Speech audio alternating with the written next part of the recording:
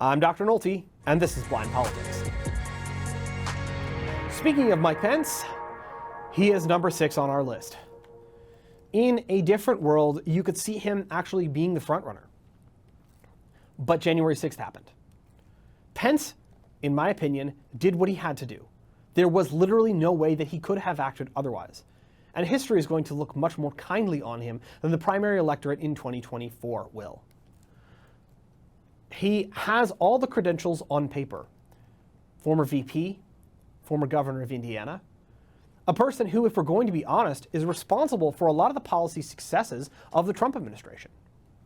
Many of the things that conservatives and social conservatives in particular like that happened in that administration probably happened because of Mike Pence. But the reality is Donald Trump is never going to forgive Pence for not doing something that he probably objectively could not do, which is overriding the will of the state legislatures and state governors in the electors that they certified, and certifying a bunch of electors that were not certified by anyone at all. There's no provision in the Electoral Count Act that would have allowed Pence to do what they wanted him to do. But because he didn't, Trump is probably never going to forgive that. The only way I see Pence running is if Trump runs. I think the breach between the two men is sufficient that Pence will run essentially to take out his former boss. And I think he'd be very effective in doing that, because if there are any skeletons in the Trump closet, Mike Pence sat there and was present for all of them.